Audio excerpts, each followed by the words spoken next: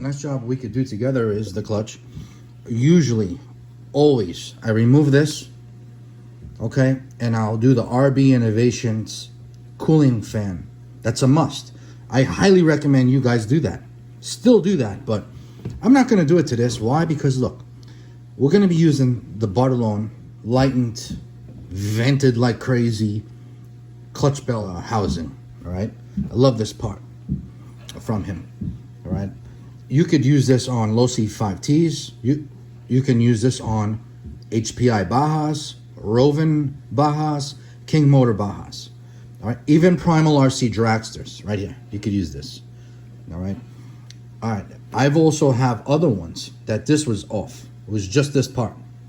All right. Just what? Lighter in what? In grams? Not much lighter. What we do. But if you could use this.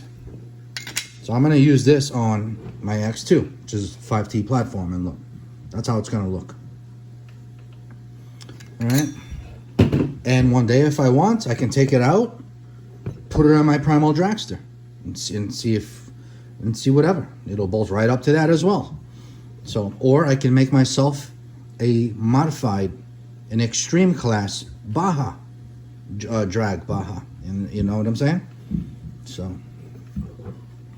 another thing I want to put on a record is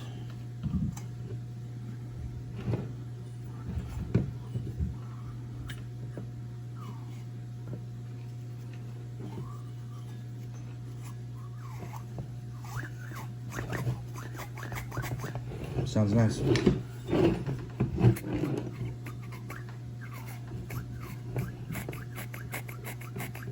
Yes, sir. So I'm gonna keep this on because we're gonna have plenty of air here. All right, man. I could just take this off now. Take this off now and freaking throw my RB Innovations cooling fan, but I'm just going to keep this on here. We're going to have plenty of ventilation, plenty of cooling properties. Like, just picture a clutch on here, mounted on here. Look at this, people. Look at this. Come on now. Look at it. You can't get any more vented cooling properties than that, bro. Look at that. You know what I'm saying? So, I'm not going to waste an RB Innovations cooling fan on this setup. But do I wish if I had one, yeah, you know, I could have it on other platforms, whatever. But and this King Motor part here, it's vented, and the bell is vented, so I'm good, man. You're getting air in and out, circulating here, no problem. All right, going to be using a metal clutch. We're going to be putting an FS clutch on here. All right, I do have other clutches I could show you that are really good as well. What I almost was going to do was I was going to take this apart. And I was going to drill a bunch of holes through here. All right. I think it would look nice. And yeah, I'd have more air. You'd have a hell of a lot more air as well. But that's plenty of air. Plenty of air. Look at that. Plenty of ventilation. All right. But I'm just saying. I've done it before. Here, let me show you what the hell I did to my Sportsman Primal Dragster. Now, a Primal Dragster, this is what your clutch bell carrier looks like. All right, stock one, completely sealed. All right, look what I did to mine. Oh shit, I have it up there. Let me see if I have pictures.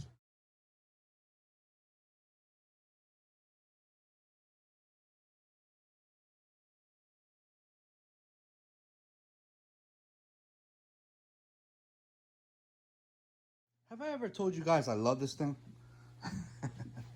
Oh man. I love this thing. All right, so here it is. This is what it looks like now. It went from that to this. All right, I Swiss cheesed it up, kid. Lighten that baby up. It is a Primal part. I just modified the shit out of it. And that's what I was going to do to this.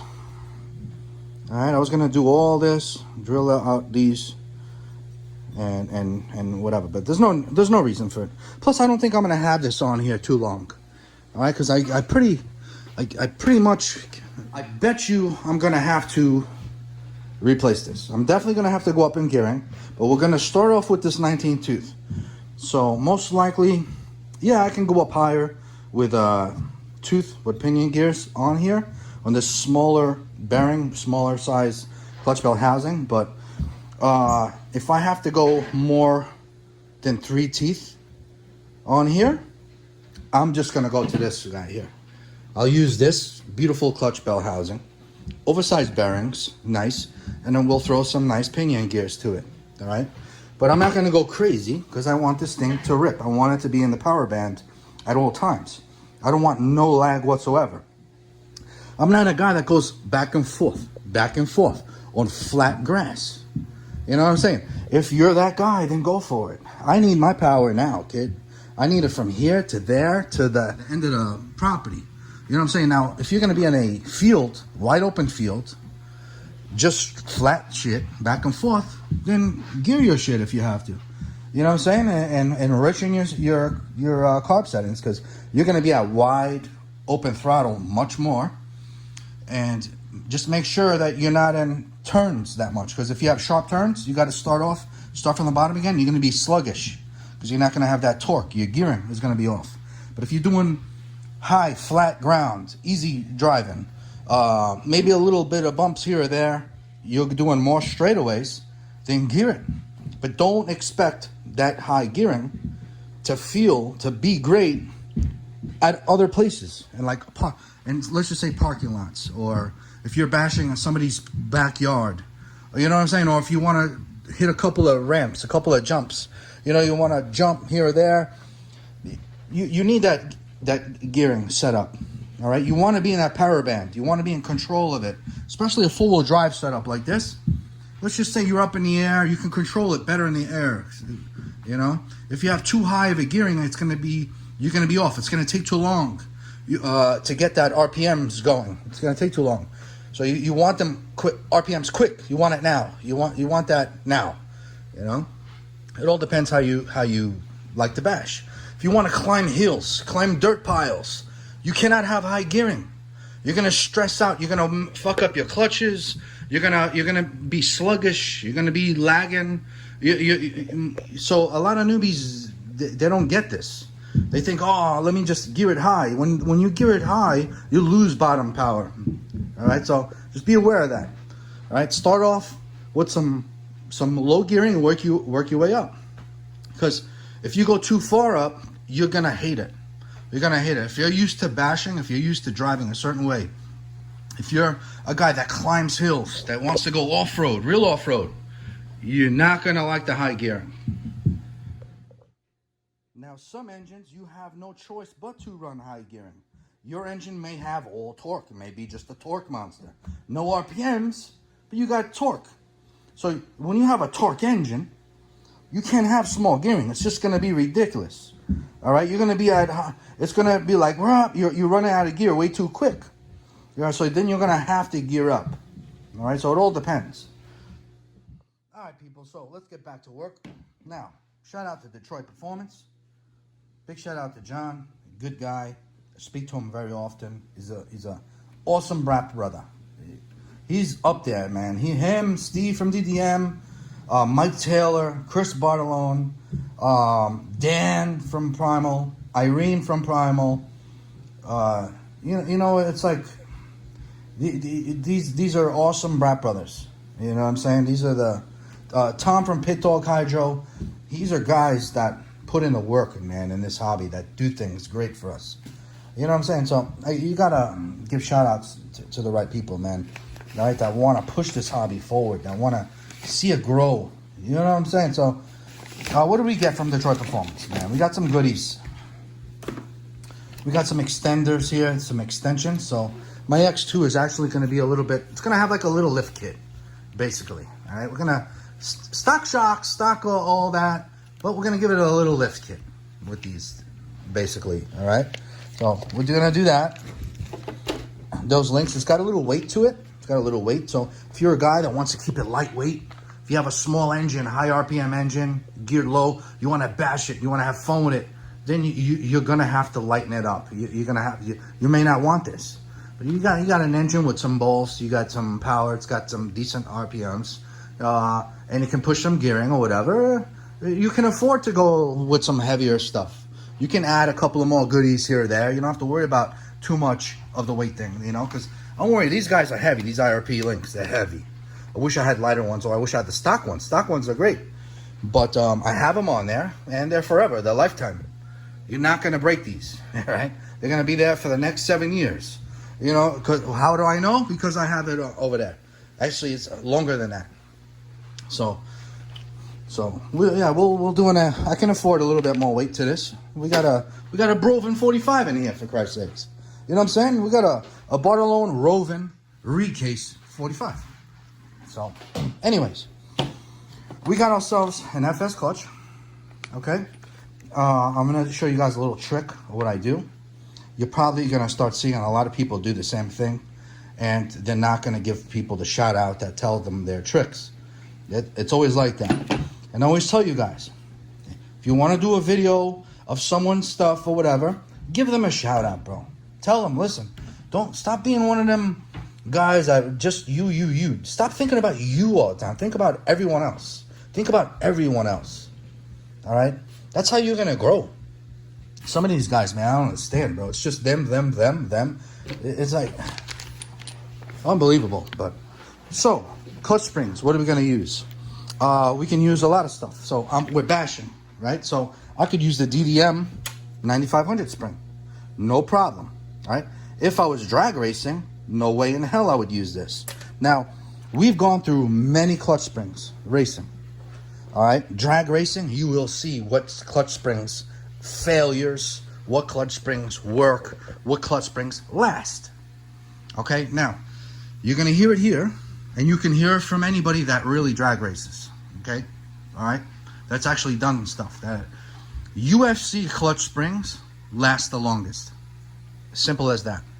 There are these new Blackbone springs. I have no idea how they've been. They're new. There are a couple of guys using them. I show you. I have them all. I also have some custom ones here. Bartolone also has some as well. But I got some crazy ones here. I got one spring here that's 12,500 RPMs that you will not, very hard to come across. All right. I got a 10,500. And I also got 10,000s and 9,500s, but real 9,500s. Here we go. Look at it, people. All right. So what we got here is my favorite spring, the UFC spring, right here. This 9500 here is a badass. Is a ripper, dude. All right? And they last. All right? So my good friend Marvell, has got a UFC spring for the past 3 years. That's unheard of. People, you got to replace springs every year from the heat, the stress. They're no longer, like if you put a DDM 9500 spring, drag racing wise, this ain't going to be a 9500 spring anymore at the end of the month or even past 2 weeks. We haven't seen them break on you. There are other springs out there that we've seen snap, break. Not once, not twice, not 3 times, not 4 times. Over 5 times, people. I shit you not. I don't even want to bring up their names. You know, so there's another good clutch right here. 8,000 spring. 8,000 spring would be great for this. All right, but I'm gonna put a little bit more oomph to the clutch spring this time. All right, because you guys seeing I wouldn't do a crazy spring like this on the Baja. No way, because you guys seeing what this treated a Max T Baja. Now, not this one. This one's even better. All right, so if I had like a retarded spring on my Max T Baja, it would just be retarded. I would have to put more weight. So I definitely have to get a better wheelie bar, maybe something low, like what the RC Max engine big bore guys use, you know, like the majority of them guys use. So that would definitely calm things down. But so anyways, you have your 9500 UFC, and then you have your new Blackbones 10,000. Now there are a couple of guys using this, all right, and it's working pretty good for them. It looks the same thing, the same launch is almost like a good 9500 like this. All right. Again, this is a 9500 UFC. This is a 9500 DDM. These are great for bashing. You know, you can go bash, you can go run. It all depends how much you drive. It should last you a year or more, depending on how you drive. Now, drag racing, when you're warming up your tires, that's a whole nother thing, man. That's a whole nother abuse of heat. And then let's just say you're running 2 or 3 races in a row. You're messing There's just too much heat on your clutches, on your diffs, on your clutch springs. They do not last. All right, drag racing is a whole nother thing, people, with slicks on it, and especially at a track where there's track bite on the floor. It's a whole nother heat level. So when we tell you, when you hear a drag racer tell you what springs work, you better listen to them, because they know. They know. But anyways, I don't know what to do here. I don't want to. I'm a big fan of this UFC 9500 spring. They're nasty. And this supposedly is a 10,000. It's a Black Bones, which I never used drag racing. I never used this for drag racing on anything. I have used the UFC 9500, and that's what I have on my Drag Baja and my Extreme Class RC Max 55 Supreme engine is what I have. All right, so this here, I don't know. Should I try it out over here on my basher? Well, I should just put this here. The DDM spring should be good enough, you know? So I don't know. I know I should just save this for my drag racing stuff, because this is, you need these types of springs more for the drag racing or something crazier.